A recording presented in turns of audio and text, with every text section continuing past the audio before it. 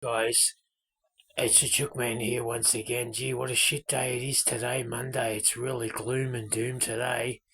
When you suffer from depression and you get sunny days, it makes you happy. When you get miserable days and you suffer from depression, it makes you miserable. But anyway, guys, I don't think anyone gets prepared for someone to pass away, especially on a tragic situation like Sandy's. I was never ready for Sandy to pass away. I never thought of that. I used to get up every morning and think, gee, how can I help this lady? How can I get her help? How can I get her off drugs? Okay, what I can do is I can get her in the car and I can take her to these drug places and they help her get her off drugs. But the problem with Sandy, she never stayed there long enough to get help. She'd stay there for 2 days and then she'd run away and then she'd come back here. I say, you're back again. You've got to stay there longer than 2 days, or you can't get help. So the moral to the story is, if you're going to get help, you have to be serious. You have to really want to do this. You have to deep, deep, deep, dig deep into your soul and get off drugs or alcohol or whatever you're on. Um, you know, death is a weird thing. Death is a strange thing. Death is an ugly thing. Death is a hurting thing. It's an emotional. Uh, when she, passed away and she died on the corner, I was just shattered. I just couldn't. I couldn't believe what I was looking at. There's her dead body laying on the ground. Um, she had enough heroin in her to kill a bull. That's what the autopsy lady told me. You know, um, for years I never got over it. I just couldn't believe my luck. I had plans to spend my rest of my life with her because we had so many happy times together. I know she had a drug problem. When she first told me, the first thing I thought in my brain was, I'll get her help. I'll get her off the drugs. But I was living in La La land up here. You know, for people that are on heavy drugs, you can't save them. You can do as much as you possibly can, and the rest is up to them. And I apologise if I've upset people, because there's a lot of people all over the world that have people that die and pass away through drugs.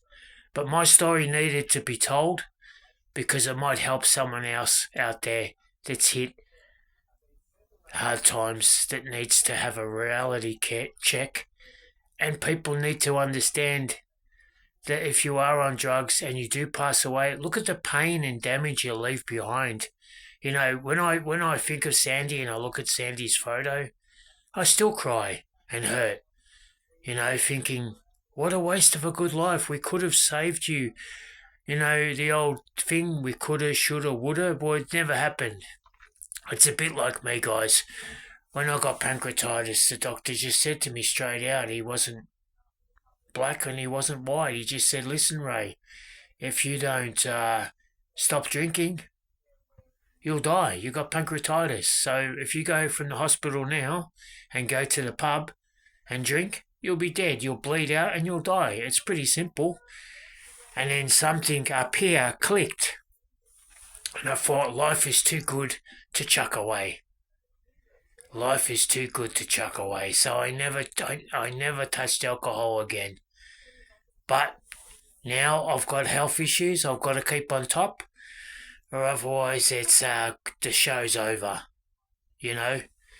But I can only blame myself because I come from abuse.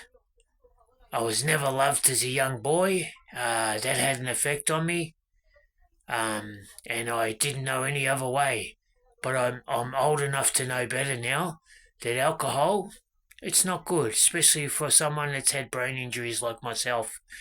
And plus, it doesn't agree with me. And I don't need it. Alcohol is my worst enemy.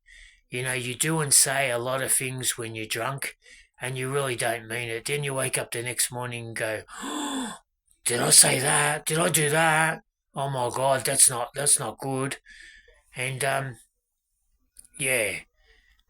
But when Sandy passed away, I started drinking very, very heavy, and I paid the ultimate price with my life, getting pancreatitis and a bowel disease.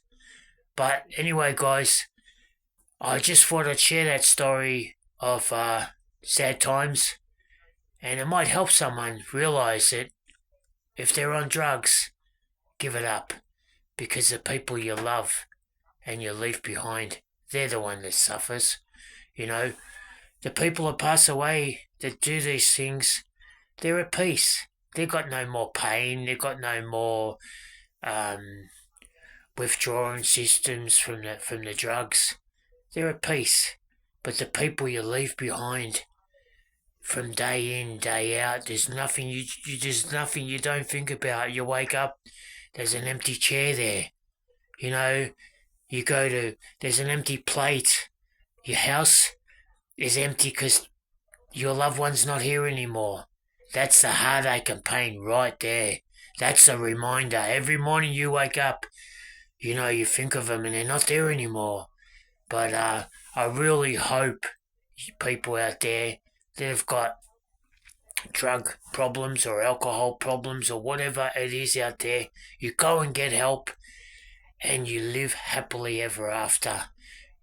Alright, guys, that's just filling in the gaps on my story. And, I've got a heart, I've got a soul, and crying's normal. That's just your body showing you're in pain, and you've got emotions.